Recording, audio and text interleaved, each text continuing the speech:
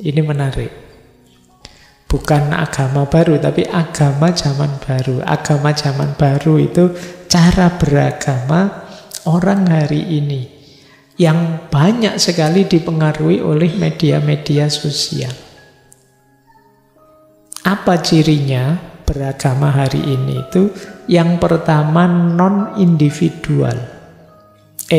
Non-institusional dan individual. Individual itu orang mencari kebenarannya sendiri. Alah Pak, saya sudah tidak butuh guru lagi lah, ustadz ulama. Sekarang ustadz ulama guru semua ada di YouTube, biar saya milih sendiri. Non-institusional. Mbok kamu masuk lembaga ini, lembaga keagamaan itu, biar kamu lebih terarah, tidak usah lah Pak. Saya sudah punya grup WA sendiri, saling berbagi. Non-institusional dan individual. Non-partisipatif. Jadi urusanku, agamaku. Kemudian jargonnya biasanya pencarian. Aku akan selalu mencari. Kok sudah jarang sholat Mas? Ini saya masih pencarian Pak. Kayaknya ngono. Pencarian ndak ono akhirnya. Sudah 3 tahun sejak semester 1, sekarang semester 5. Masih mencari Mas? Iya Pak, masih mencari ini Pak. Kamu itu mencari apa? Nggak tahu Pak, pokoknya mencari saja. Kalau sudah ketemu kan namanya bukan mencari Pak. Ya wis lah, sak senengmu saya waras ngalah. Nah, biasanya terus sesuai kebutuhan. Kamu milih sesuai kecenderunganmu. Ketika kamu males-malesan, ya kamu terus biasanya nyari informasi agama yang mendukung malesmu. Takdir, tawakal, lillahi ta'ala, nasib kita sudah ditentukan, dan lain sebagainya. Itu pilihanmu dewe pokoknya sesuai kepentinganmu. Jadi ketika kamu sedang ingin cari pasangan, kamu cari dalil ta'aruf, cari dalil apalagi kita diciptakan setara, diciptakan untuk saling mencintai. Jadi kamu pilih yang begitu-begitu. Jadi sesuai kebutuhan. Itu beragama zaman ini begitu. Dan kamu merasa sudah tahu agama hanya dengan gaya tadi. Maka nanti ada ciri yang lain, namanya sinkretisme pengalaman. Jadi menggabungkan sendiri, memaknai sendiri pengalaman-pengalaman keagamaan selama ini. Informasi keagamaan yang diterima selama ini dianggapnya itulah yang benar. Itu yang disebut sinkretisme pengalaman. Kita gabungkan sendiri pengalaman-pengalaman keagamaan kita, dan kita anggap itulah yang paling benar. Biasanya gaya seperti ini cenderung curiga. Kalau ada orang merentah-merentah dirinya, menyaran-nyarankan dirinya, menasehati dirinya, kamu keliru loh beragama kayak gitu itu. Terserah saja. Beragama kan pengalamanku sendiri, urusanku sendiri dengan Tuhan. Kamu ndak usah usir lah. Nah, sekarang banyak yang seperti ini. Buah dari sinkretisme pengalaman tadi. Dianggapnya yang dia alami itulah yang pasti benar. Bahkan nanti ada lanjutannya, yaitu agama kafetaria, atau istilah menarik lagi, prasmanan keagamaan. Kalian mungkin baru dengar sini. Biasanya kamu prasmanannya kan bakso, nasi. Ini ada prasmanan agama. Jadi mirip seperti kalau kamu makan prasmanan itu kan, kamu milih sendiri sesuai yang kamu inginkan. Saya butuhnya cuma bakso sama siomay Pak, jadi nasinya saya ndak gitu. Saya nasi Pak, kalau nggak nasi ndak makan. Itu sak milih-milihmu. Jadi agama terus jadi seperti orang makan prasmanan. Pokoknya versimu.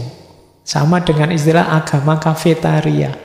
Kafe-kafe itu kan masing-masing mengklaim ini racikan khusus kafe di sini. Kafe yang lain tidak ada yang kayak gini. Semua kafe kan begitu bilangnya. Jadi kita meracik sendiri. Ini khas kafe sini. Agama kafetaria juga begitu. Setiap orang merasa bahwa racikan agamanya yang paling otentik, paling unik, paling hebat. Jadi keberagamaan baru cirinya seperti ini. Dengan ciri yang seperti ini kemudian semuanya masuk ke media sosial. Akhirnya ketemulah banyak sekali perbedaan. Konflik-konflik terus muncul bertebaran di mana-mana. Maka jangan kaget kalau sekarang kita melihat wacana-wacana keagamaan itu sering panas. Pendapat ini, pendapat itu. Yang sini lulusan Mesir, yang sana lulusan Barat, yang sini lulusan UIN, yang sana lulusan... Terus tempur dengan persektinya masing-masing, membanggakan kafetarianya sendiri-sendiri. Itu yang terjadi hari ini. Itu yang disebut agama zaman baru. Zaman sekarang. Ini bahanmu diskusi nanti. Gimana mengatasi yang seperti ini?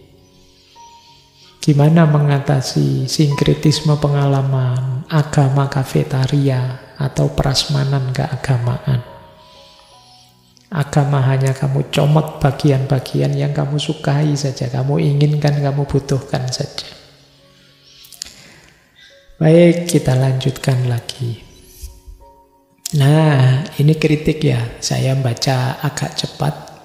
Kritik pada media. Saya ambil dari filosof ahli bahasa yang kemudian masuk ke banyak kritik-kritik politik. Noam Chomsky. Noam Chomsky mengkritik media massa. Kata dia, apa sih media massa itu? Apakah mereka? Kata Chomsky, mereka adalah perusahaan-perusahaan besar yang terhubung dengan perusahaan-perusahaan yang lebih besar lagi. Mereka menjual audiennya ke bisnis lain, yaitu pengiklan.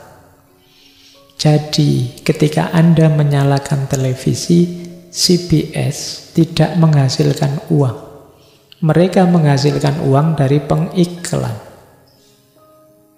Andalah produk yang mereka jual.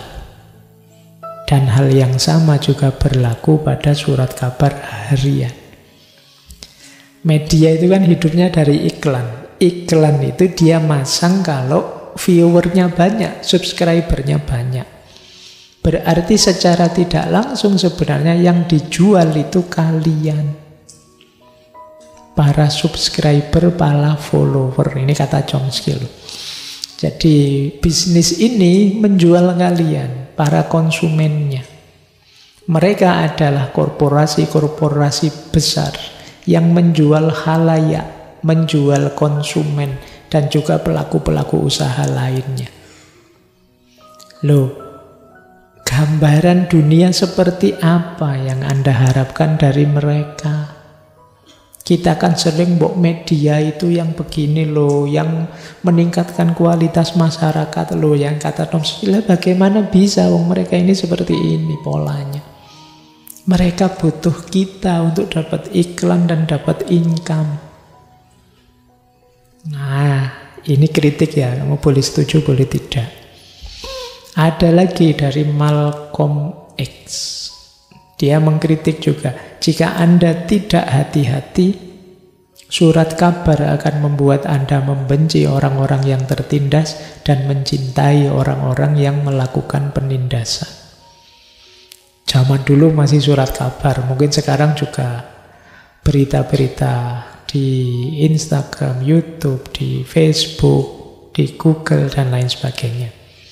Berarti kita harus hati-hati, jangan ditelan saja informasi yang ada. Jangan mentang-mentang informasinya cocok dengan keinginanmu, terus kamu anggap pasti benar. Kuatirnya engkau membenci orang yang tertindas dan sebaliknya mencintai para penindas. Edward de Bono juga mengingatkan kita, ini beliau yang terkenal menulis teori tentang berpikir lateral. Kata dia, ada bahaya di internet dan media sosial. Jadi kalau ada yang tanya, gak bahaya tak? Bahaya, kata Edward de Bono. Jadi yang seperti kita bahas tadi, kata Edward de Bono, bahaya. Bahayanya di mana?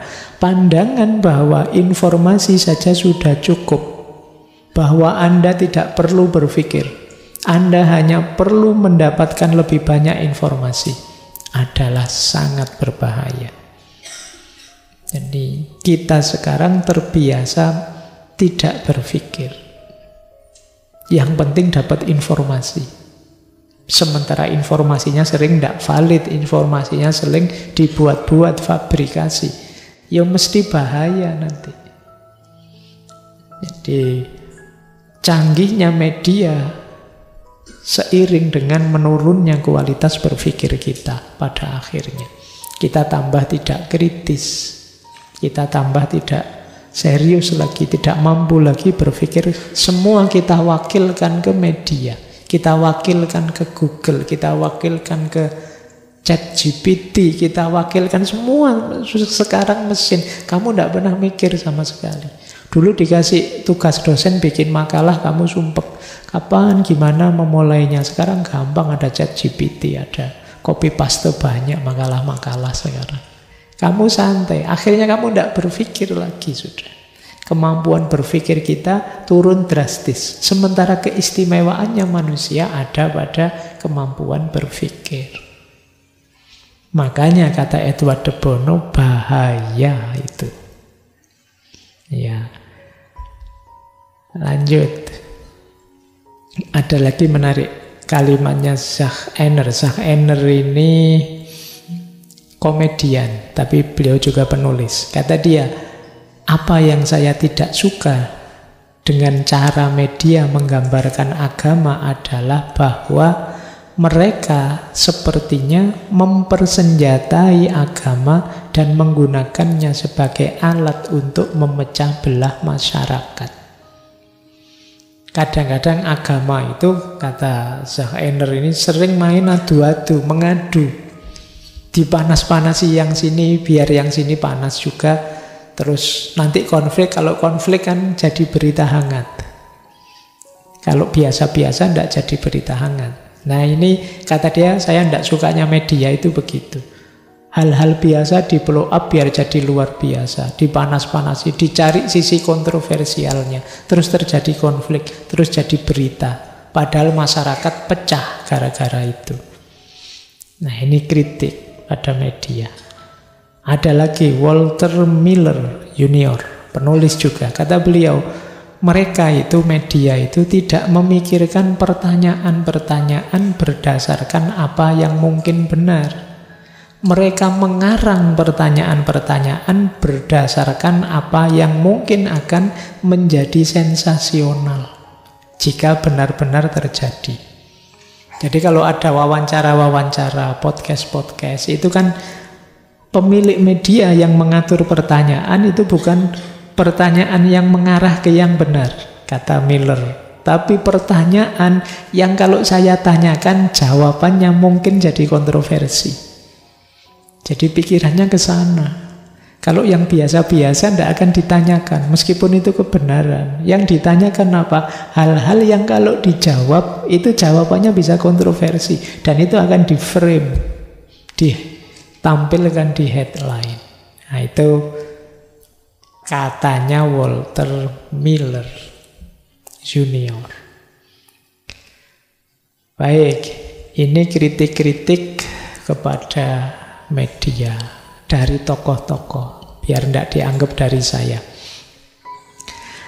Ya, kalau dari saya kamu tidak terlalu percaya kan, kalau ada tokoh-tokohnya gini kan kamu mantep. Kadang-kadang tipe kita masih begitu.